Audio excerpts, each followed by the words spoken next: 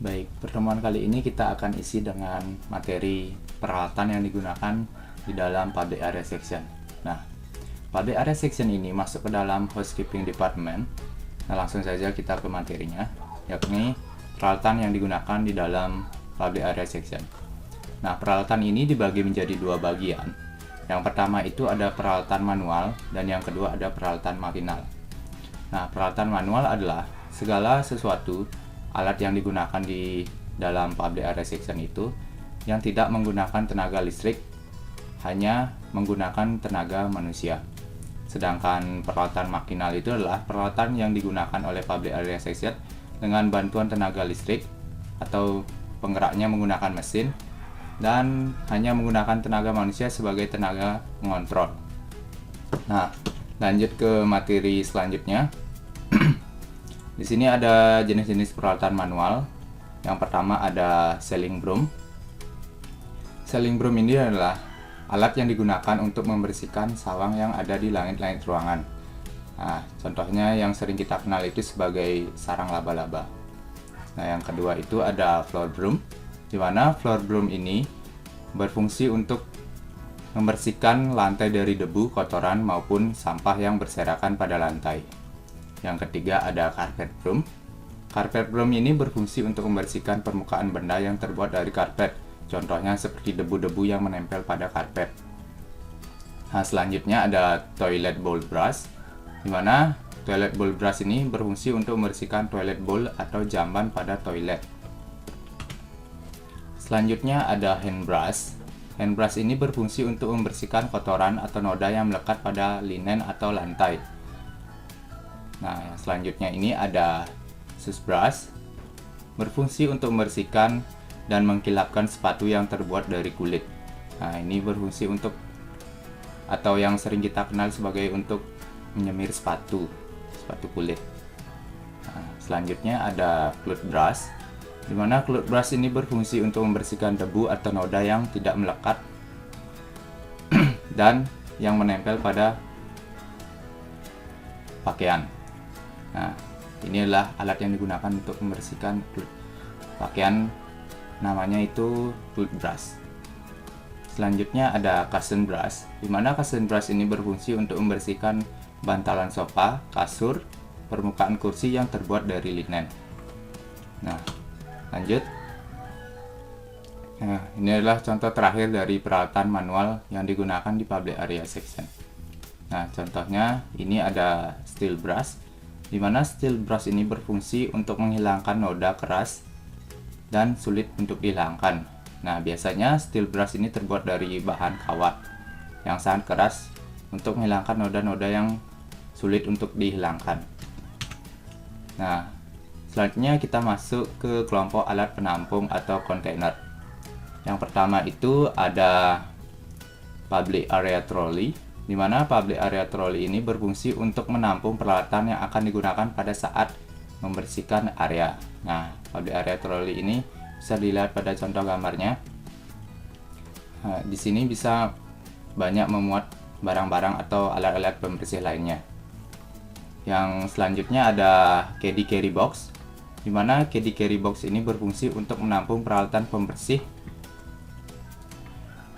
yang bentuknya kecil dan yang akan digunakan pada saat proses pembersihan.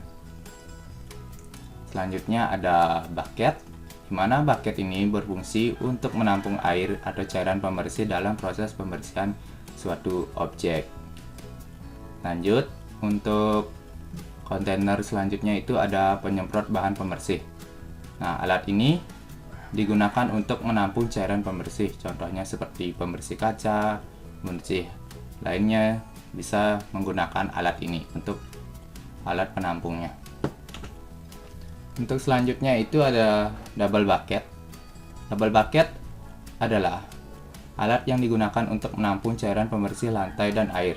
Nah, ini gambarnya, bucketnya itu ada dua, bisa diisi dengan air bersih dan air yang berisi cairan pembersih.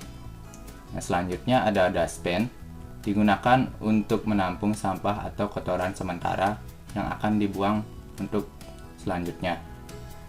Selanjutnya ada waste bin, di mana waste bin ini berfungsi untuk menampung sampah sementara sebelum dibawa ke tempat pembuangan akhir. Selanjutnya kita masuk ke kelompok linen. Yang pertama itu ada dust cloth. Dust cloth ini berfungsi untuk membersihkan perabot yang terbuat dari kayu, bambu, permika, marmer, dan rotan. Nah, bisa dilihat pada gambar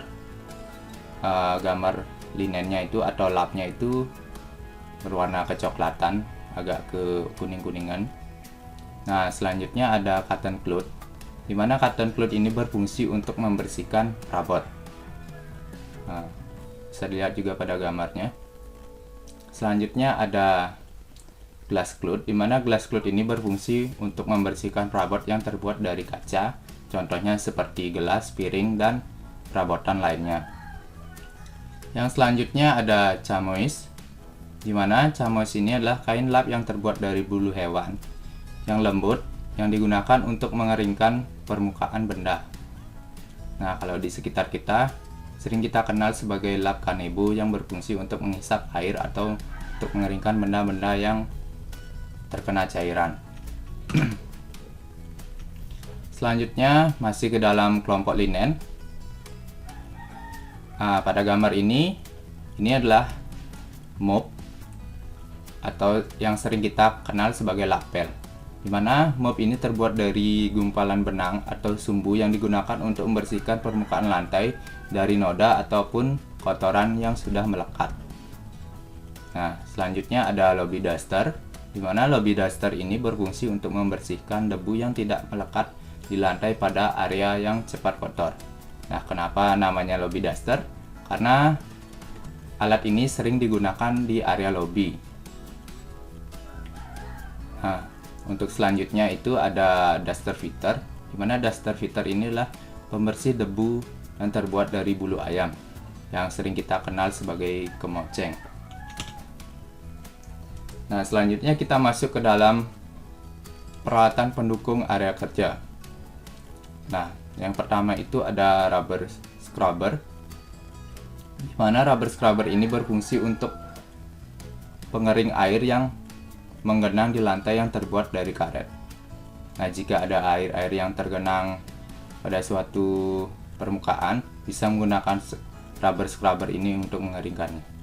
Yang selanjutnya ada sponge, di mana sponge ini busa untuk membantu membersihkan permukaan barang ataupun kaca. Sudah sering kita gunakan untuk membersihkan perabot-perabot yang ada di sekitar rumah kita.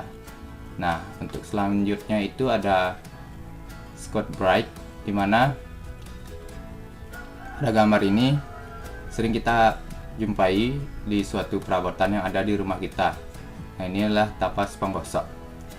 Selanjutnya ada glass wiper, di mana glass wiper ini adalah berfungsi untuk membersihkan permukaan kaca dari debu-debu yang menempel. Selanjutnya masih di dalam peralatan pendukung kerja, yang kedua itu ada window squeezer.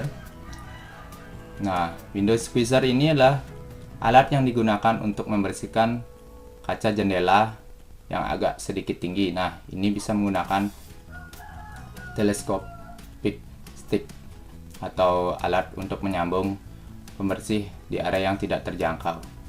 Nah, selanjutnya ada window scraper, di mana window scraper ini berfungsi untuk menghilangkan kotoran yang melekat pada kaca. Nah, bentuknya seperti pisau untuk menghilangkan noda-noda yang melekat pada kaca. Nah, selanjutnya itu ada ladder, adalah sebagai alat bantu untuk menjangkau area yang tinggi. Nah, ini bentuknya seperti tangga untuk menjangkau area yang susah untuk dijangkau oleh manusia.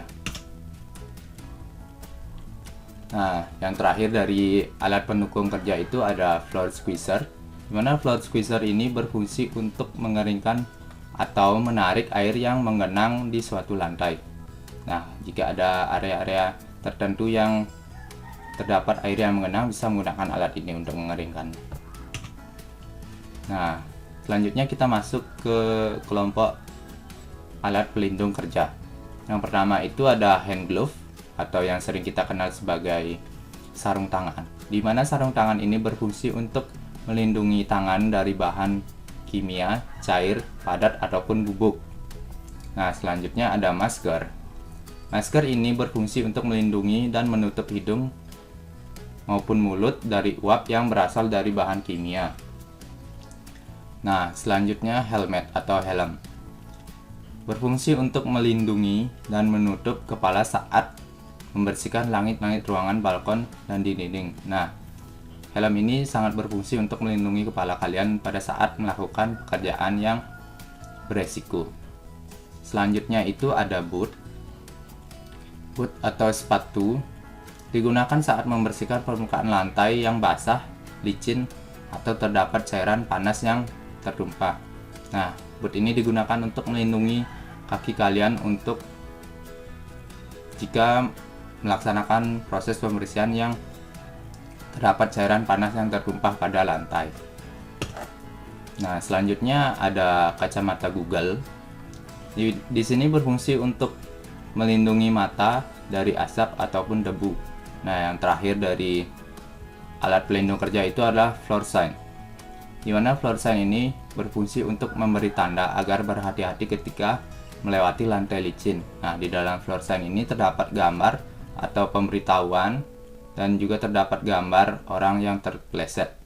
Nah, gambar ini digunakan untuk memberi tanda kepada orang yang lewat agar berhati-hati karena lantainya licin. Nah, untuk selanjutnya ada peralatan pembersih tenaga listrik atau yang sering kita kenal sebagai peralatan mekanikal. Yang pertama itu ada wet, dry, and vacuum cleaner, di mana alat ini berfungsi atau memiliki fungsi ganda, yaitu dapat dipakai untuk menghisap air dan menghisap debu. Nah, alat ini memiliki dua fungsi, bisa menghisap air yang tergenang maupun menghisap debu. Nah, selanjutnya ini adalah vacuum cleaner. Nah, vacuum cleaner ini berfungsi hanya bisa menghisap debu yang melekat pada permukaan lantai, karpet, mebel, maupun sofa dan dinding. Yang selanjutnya ada polishing mesin, di mana polishing mesin ini digunakan untuk menyikat atau menggelapkan suatu lantai. Nah, jika lantai di suatu hotel ataupun perusahaan yang kelihatannya sudah agak kusam, bisa menggunakan alat ini untuk mengkilapkannya kembali. Nah, yang keempat ada shampooing carpet mesin, di mana shampooing carpet mesin ini berfungsi untuk mencuci noda ataupun kotoran di atas permukaan karpet. Selanjutnya ada extraction mesin, di mana extraction mesin ini berfungsi untuk menghisap air yang masih tertinggal pada karpet. Nah, jika kita mencuci karpet yang ada di area public area, pasti ada air-air yang masih tergenang pada karpet. Nah, alat ini berfungsi untuk menghisap air tersebut. Yang selanjutnya ada blower mesin, di mana blower mesin ini berfungsi untuk mengeringkan karpet. Hampir sama fungsinya dengan extraction mesin, tapi ini untuk mengeringkan. Yang selanjutnya ada scrubbing mesin, di mana scrubbing mesin ini berfungsi untuk mengelupas lapisan lantai yang sudah kotor ataupun kusam. Nah, ini contohnya seperti sikat lantai. Nah, selanjutnya ada carpet master, di mana carpet master ini berfungsi untuk menyisir bulu karpet yang tebal ataupun panjang. Nah, yang terakhir dari peralatan pembersih tenaga listrik itu ada steam mesin atau streamer, di mana streamer ini berfungsi untuk membersihkan kotoran yang belum melekat pada lantai, dinding, dan sudut-sudut ruangan. Nah, alatnya yang bisa digunakan untuk membersihkan debu yang belum ataupun kotoran yang belum menempel pada lantai. Nah, ini alat ini yang digunakan untuk membersihkannya. Nah, sekian materi yang dapat saya sampaikan. Semoga apa yang saya berikan ini bisa bermanfaat untuk kalian. Saya ucapkan terima kasih.